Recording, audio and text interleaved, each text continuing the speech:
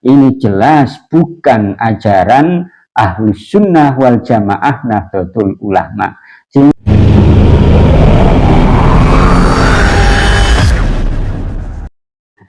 Assalamualaikum warahmatullahi wabarakatuh. Bismillahirrahmanirrahim. Alhamdulillahirabbil alamin. Wala haula wala quwwata illa billahil aliyyil azim. Allahumma shalli wa sallim wa barik ala sayyidina Muhammadin wa ala alihi wa sahbihi ajma'in, amma ba'dah.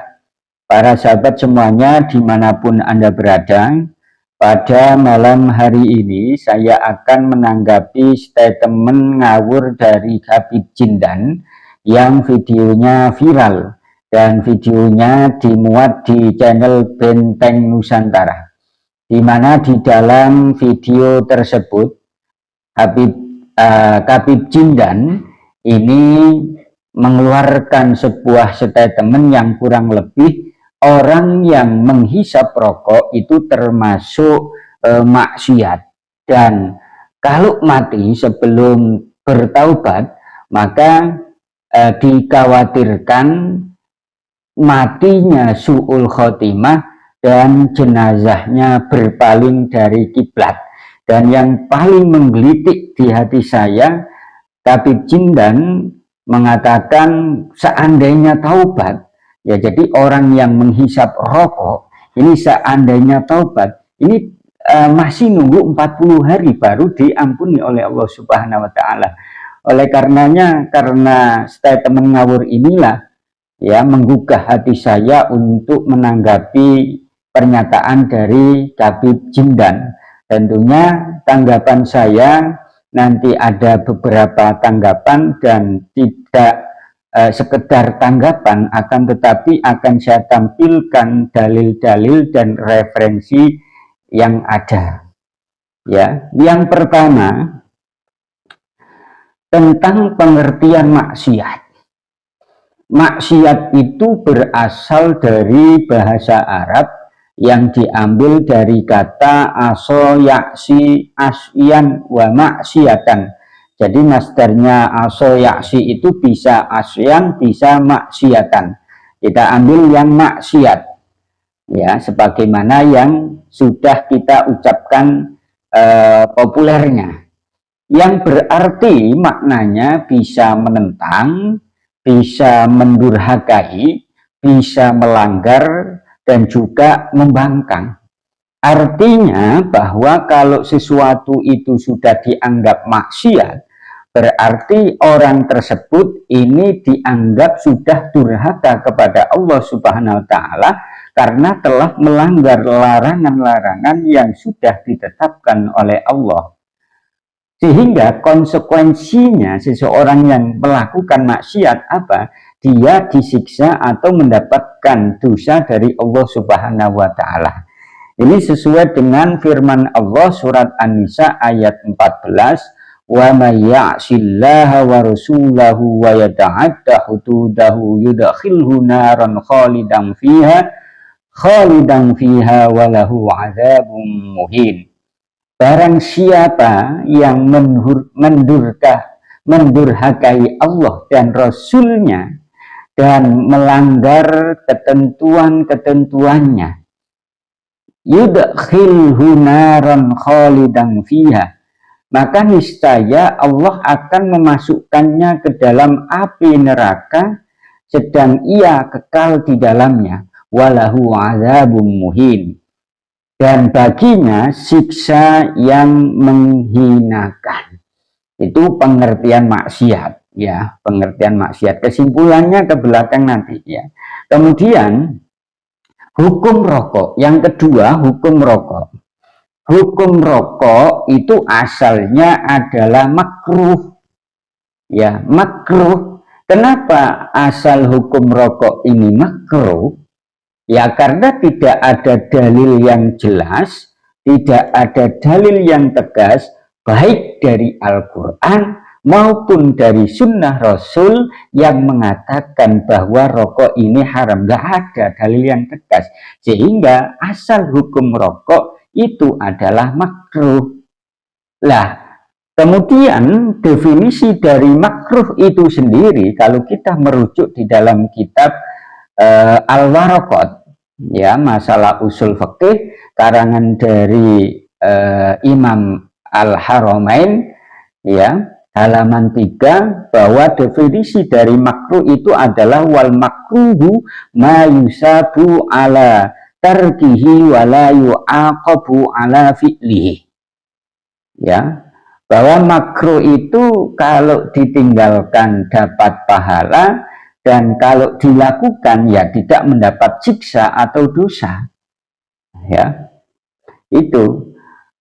Nah, dari sini saja, ya, kalau kita gabungkan antara definisi dari maksiat itu sendiri dengan hukum asal dari rokok itu makruh, maka rokok, orang yang merokok tidak termasuk maksiat dan tidak mendapatkan dosa atau siksa. Wong makruh kok, hingga nggak termasuk maksiat, itu loh, ya. Kemudian Habib atau Khabib Jindan lah mengatakan, walaupun orang yang merokok, menghisap rokok ini bertaubat, maka masih menunggu 40 hari baru baru diampuni oleh Allah Subhanahu wa taala. Ini konsepnya dari mana? Al-Qur'an tidak pernah memberikan syarat orang yang bertaubat harus menunggu 40 hari baru diampuni oleh Allah. Tidak ada. Dalil Al-Quran pun tidak ada,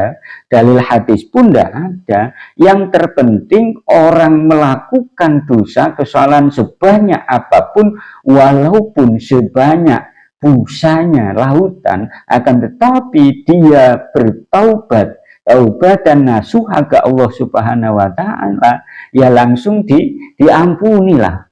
Ya nggak nunggu 40 hari, tidak. Itu konsep dari mana? Kayaknya mengalahkan Tuhan. Wong Tuhan saja itu tidak mensyaratkan begitu, gitu loh. Ya, tidak. Ya, dalam surat At-Tahrim ayat 8 dikatakan, ya ayyuhalladzina amanu tubu ilallahi taubatan nasuha asa rabbukum ayyukaffira ankum sayiatikum wa yudkhilakum jannatin tajri min tahtiyal anharu yawma la yukhzillahu an-nabiyya walladzina amanu ma'ah. Hai orang-orang yang beriman, bertaubatlah kepada Allah dengan taubat yang semurni-murninya, atau bisa kita katakan taubatan nasuha. Mudah-mudahan Tuhanmu akan menutupi kesalahan-kesalahanmu dan memasukkanmu ke dalam surga yang mengalir di bawahnya sungai-sungai pada hari ketika Allah tidak menghinakan Nabi dan orang-orang beriman yang bersamanya. Wis pokoknya taubatan nasuha ya diterima oleh Allah, tidak nunggu sampai 40 hari. Itu konsepnya dari mana? Lah, sedangkan syarat-syarat taubatan nasuha itu ada berapa? Ya, kalau kita merujuk di dalam kitab tasawuf Ar-Risalah Al-Qusairiyah, cetakan dari Darul Kutub Islamiyah, halamannya 127, di sana dikatakan bahwa syarat diterimanya taubat itu ada 3. Akan saya bacakan. Bismillahirrahmanirrahim. Syartut taubati hatta tasihha salah satu asya. Bahwa syarat taubat itu bisa sah ada 3. Jadi syaratnya taubat itu diterima ada 3. Yang pertama adalah an-nadamu alama amila minal mukhalafati. Ya, yang pertama adalah menyesali kesalahan yang telah ia lakukan atau yang telah ia perbuat. Kemudian yang kedua adalah watarku zallati fil hali.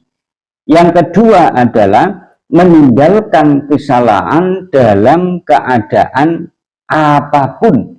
Dan yang terakhir, yang ketiga, ya, wal azmu ala alla ya'uda ila mithlima amila minal ma'asi. Yang ketiga adalah menetapkan atau berjanji tidak akan mengulangi perbuatan maksiat yang serupa. Fahadihil arkan la budda minha hatta tashiha taubatuhu. Maka rukun-rukun ini adalah wajib agar taubatnya menjadi sah. Sehingga jelas ya, dari referensi yang saya ambil dari kitab Ar-Risalah Al-Qusairiyah, seseorang yang memiliki kesalahan dan dosa kemudian taubat, maka taubatnya itu bisa sah, harus memenuhi tiga syarat. Ya, 3 syarat yang sudah saya sebutkan tadi. Tidak ada syaratnya menunggu 40 hari. Nggak ada. Jadi taubat bisa diterima ya oleh Allah harus menunggu 40 hari. Tidak.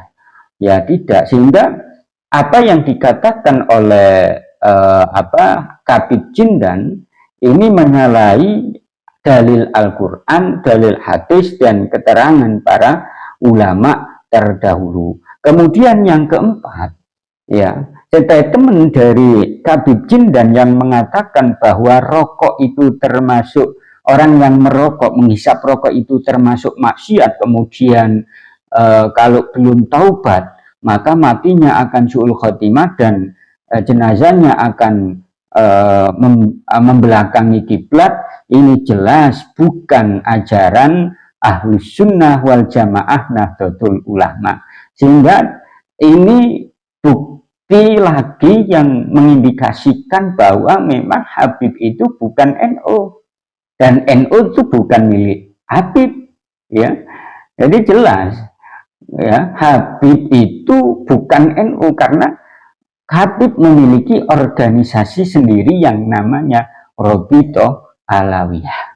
Para sahabat semuanya dimanapun Anda berada, jadi dari eksplanasi yang sudah saya paparkan tadi, kesimpulannya adalah bahwa apa yang dikatakan oleh Khatib Jindan bahwa orang yang menghisap rokok itu termasuk maksiat, dan kalau mati ini belum bertobat akan su'ul khotimah dan jenazahnya ini berpaling dari kiblat, dan kalau sudah taubat ini masih nunggu 40 hari, ini jelas ya statement yang tidak berdasar sama sekali, baik dari Al-Quran, hadis maupun keterangan para ulama. Ya, karena jelas rokok itu bukan termasuk maksiat, karena rokok itu hukum asalnya adalah makruh, bukan haram. Itu saja yang bisa saya sampaikan. Kurang lebihnya, assalamualaikum warahmatullahi wabarakatuh.